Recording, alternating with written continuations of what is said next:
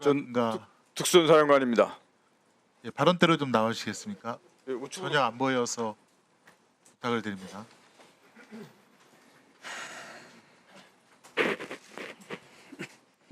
예, 전 특수전사령관입니다. 예, 우선 PPT 자료 화면 좀 봐주시죠. 김종현 전 장관에 대한 공소장을 보니 윤석열은 2024년 6월 중순경 삼청도 안가에서 김용현, 여인영, 곽종건, 이진우 및 합동참모본부 차장 강호필 현 지상작전사령관과 함께 저녁 식사하면서 시국 상황 얘기했고, 김용현은 윤석열에게 이 네 명이 대통령께 충성을 다하는 장군이다 이렇게 얘기했답니다. 곽정훈 증인, 이런 사실 맞습니까? 예, 맞습니다. 그 자리에 강호필 현 지상작전사령관이 있었던 것도 맞네요. 예, 같이 있었습니다. 예, 다음 자료 화면입니다. 계속하여 윤석열은 김용현에게 지금 만약 비상계엄을 하게 되면 병력 동원을 어떻게 할 수 있느냐라고 물으니, 김용현은 병력 동원과 관련해서 수도권에 있는 부대들에서 약 2, 3만 명 정도 동원이 되어야 될 것 같다라고 했습니다. 수도권 부대 2, 3만 명 동원은 여기 앉아 있는 지작사령관 강호필의 지휘 혹은 동의 없이는 움직일 수 없는 거죠. 그 지휘 체계는 그렇게 되어 있는데 저것은 제가 직접 들은 사항이 아니기 때문에 제가 말씀드리는 것은 제한테. 제가 묻는 거는 2, 3만 명, 수도권 인근에 2, 3만 명이 움직이려면 지상작전관 사령관에 명령이 있어야 되는 거 아닙니까? 그건 뭐 지작사 예하 부대를 움직이는 것은 당연히 지작사령관의 그 권한인 부분. 당연한 거 아닙니까? 뭐 군대 갔다 온 사람이면 다 아는 건데요. 예, 다음 자료 화면이요. 김용현 2024년 12월 4일 새벽 2시에 이 불법 계엄이 실패하고 난 후에 이런 말을 합니다. 여러 가지 어려운 여건에서 임무를 완수해준 수방사, 방첩사, 특전사 콕 찍어서 지작사 이렇게 얘기합니다. 여러분들께 고맙게 생각합니다. 수고했습니다. 라고 얘기합니다. 이런 사실 있습니까? 맞음에 김용현 장관이 저렇게 발언한 사실 기억하고 있습니다. 강호필 증인에게 묻겠습니다. 지금은 특전사, 정보사 이런 부대 이동만 나왔는데 사실은 지작사도 내란 임무 중에 큰 축을 담당했다라고 저희는 생각할 수밖에 없습니다. 어떻습니까? 어떤 지시를 그러면- 받았습니까? 우선 제가 분명히 말씀드립니다. 이 공개된 자리이기 때문에 제 육군 대장 계급과 제 지상작전사령관 직책을 걸고 분명히 말씀드립니다. 저는 12.3 비상계엄과 관련한 내용에 대해서 전혀 알지 못했고, 저희 지상작전사령부가 병력 출동이든 어떤 임무든 임무를 받거나 네, 관여한 것은 알겠습니다. 분명히 없습니다. 다시 한번 그러면 경고합니다. 위증의 벌을 경고합니다. 이게 징역 1년 이상 10년 이하 위증죄로 처벌받을 수 있습니다. 네, 알고 이런 있습니다. 공소장 나온 사실 관련해서 특수본이라든가 수사받은 적 있습니까? 수사받은 적 없습니다. 없습니까? 나중에 기회를 주신다면 지금 다음 자료화면 제기하신 내용에 대해서 제가 나중에 부연 일단 계속 설명- 질의하겠습니다. 자료화면 보시죠. 이게 조현천 박근혜 전 대통령 때 이 계엄 문건을 작성했던 사령관의 문건인데, 여기 보면 수도권 인근 부대들의 서울 진입이 상세하게 되어 있습니다. 다음 자료화면이요. 서울 시내 곳곳에 이렇게 34단을 비롯해서 기계와 여단 등등이 진입하여 점령하라는 그런 계획들이 상세하게 되어 있습니다.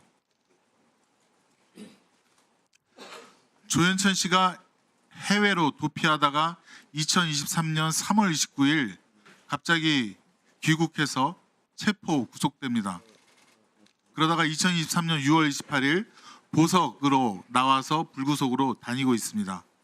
그리고 2024년 2월 1일, 2월 21일 이 내란 예비 음모에 대해서 검찰에서 무혐의를 받게 됩니다. 저는 이 2023년부터 계엄을 위한 이 12.3 계엄을 위한 계획이 시작되었다라고 판단이 됩니다. 또 하나 가관인 것은 2023년 5월달 구속되어 있는 조현천에게 연금 2억 원이 지급이 됩니다. 지금 김용현 장관 연금 받으려고 신청한 거랑 너무 똑같지 않습니까? 왜 이런 일이 계속 반복되죠? 그리고 조현천 개헌 문건에는 발포 계획까지 있다고 합니다. 자, 그럼 강홍필 증인에게 계속해서 묻겠습니다. 네, 12월 4일자 KBS 보도에 의하면 고양시에 위치한 구사단 백마부대입니다. 네, 2017년 조현천 개헌 문건 때 34단입니다. 네, 그때도 출동하라고 다 계획이 짜여져 있는데요. 거기 28여단이 출동 준비를 했었다는 보도가 있었고 여단 실무자들에게서 평소 훈련 상황은 달리 전차를 예열하여 출동한 태세를 갖추었다라는 보도가 있습니다. 이에 대해서 확인한 바 있습니까? 사실 확인을 했는데 사실이 아닌 것으로 저는 보고를 받았습니다. 묻겠습니다. 그리고 참고적으로 구사단은 강호필 증인이 보병사단이고 구사단에게 출동 준비하라고 지시한 적 있습니까? 저는 저희 예하 부대에 어떤 준비를 하라거나 명령을 내린 적이 단 한 번도 없습니다. 다음 자료화면 보시죠.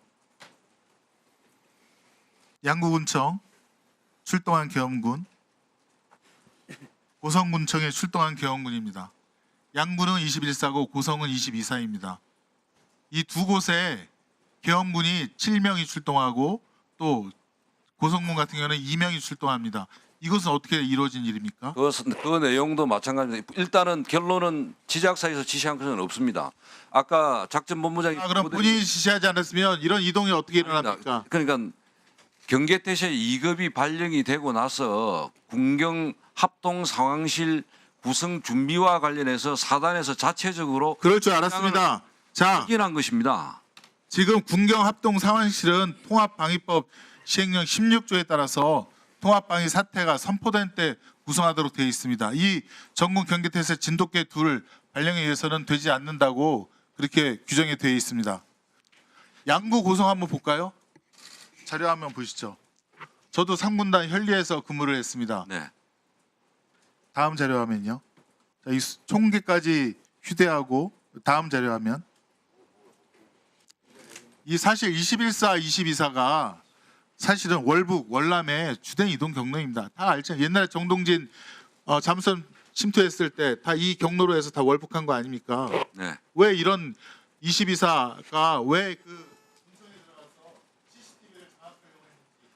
의원님, 저 부대대로 활동은 제가 다 확인을 했는데 분명한 사실은 비상계엄과 관련해서 활동한 것이 아닙니다. 아니고 그러면 화천, 인제, 철원 다 전방에 있는 부대들이고 지작사 반환인데 왜 양구랑 고성만 출동을 한 것입니까? 그 부대들이 다른 왜 출동을 안 했어요? 그러니까 그 사단장이 판단을 경계태세에 시민들의 그 CCTV를 장악하려 했던 CCTV를 장악이 아닙니다. 경계태세 1급이 발령이 되면 군경 합동 상황실을 운용하고 CCTV 통합 관제센터에 나가서 네. 그것을 하게 돼 있는데 그것을 준비하는 차원에서 협조하러 갔다고 제가 확인을 했습니다. 자, 강호필 사령관, 네. 조금 전에 모두에 좀 뭐 추가로 하실 말씀 있을 것 같은데 있습니까? 표정이 뭐 있는 것 같은데 있어요? 네. 말씀하십시오.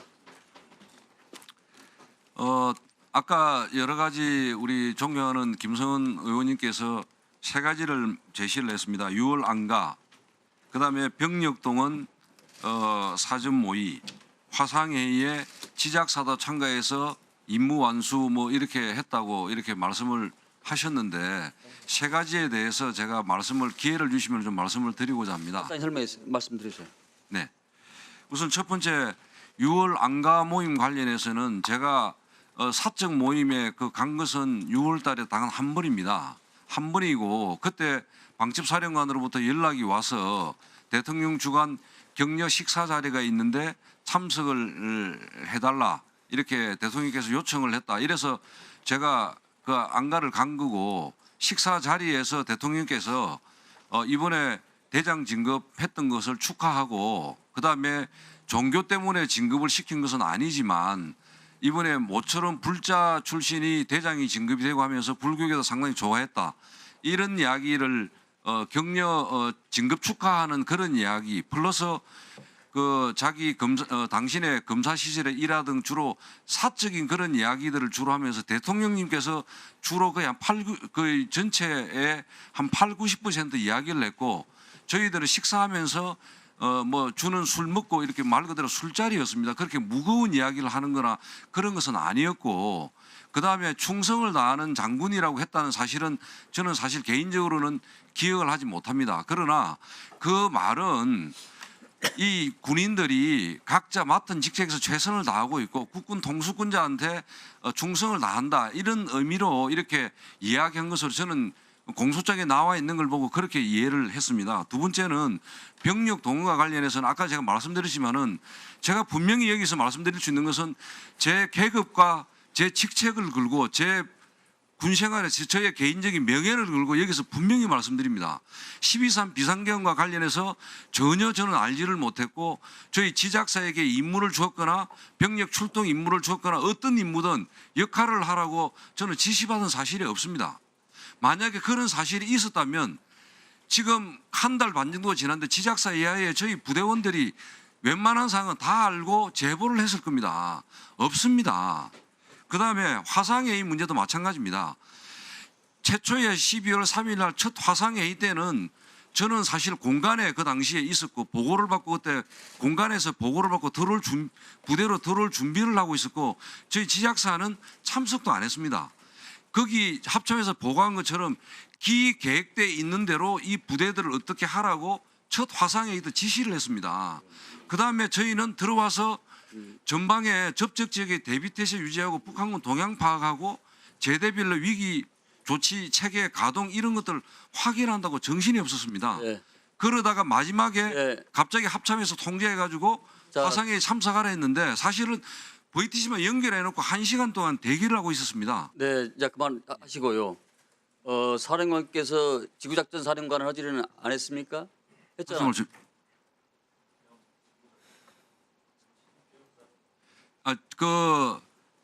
그 계엄령 비상계엄 선포되면은 지작사는 제1지구계엄 사령부 역할을 하게 되고 예하 군단은 지역계엄 사령부 역할을 하게 되는데, 예, 그 비상계엄 관련해 가지고는 계엄 상황실을 구성하다가 끝났습니다. 거의 시간이 2시간밖에 안 됐고 저희 네, 지작사도 자, 그렇고 잘 알겠습니다. 자, 군단도 다시- 그렇고 상황실 알겠습니다. 구성요원들이 박 사령관. 4명에서 8명밖에 안 됩니다. 알겠습니다. 곽